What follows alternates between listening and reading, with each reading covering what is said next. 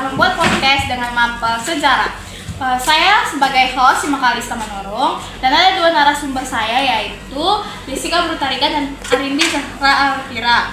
Saya akan memberikan beberapa pertanyaan kepada narasumber dan akan dijawab oleh narasumber. Kita menyaksikan semuanya. Lanjut saja ke pertanyaan pertama. Menurut kalian, siapa tokoh yang paling underrated di peristiwa perang di Ponorogo yang biasanya sering dilupakan? Oke, saya sebagai narasumber akan menjawab pertanyaan dari Dewa. Tokoh pertama adalah Sentot Prawiro Dirjo karena berperan besar dalam strategi dan perang gerilya.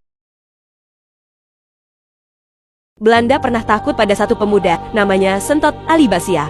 Di usia 20-an, ia sudah menjadi panglima termuda perang Jawa. Ia memimpin ribuan pasukan, melakukan serangan cepat, menghancurkan pos Belanda, dan membuat musuh terus mengubah strategi. Sentot dikenal disiplin, keras, dan jenius membaca medan. Pasukannya menyerang tiba-tiba, lalu lenyap sebelum Belanda sempat membalas. Kehebatannya membuat Belanda menjulukinya The Prince of Madura.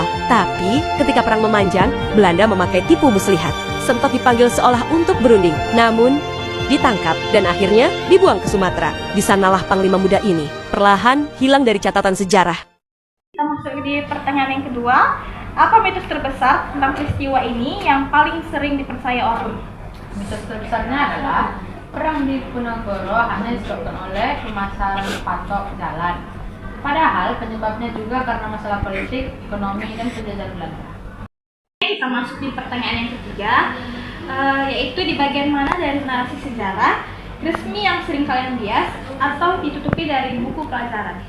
Narasi yang sering bias adalah buku pelajaran lebih menyoroti kepahlawanan perang dan kurang membahas penderitaan rakyat serta berbagai alasan di balik perang. Oke, kita masuk di pertanyaan yang terakhir, yaitu menurut Anda, apa salah kaprah terbesar yang sering dilakukan orang dalam mempelajari sejarah?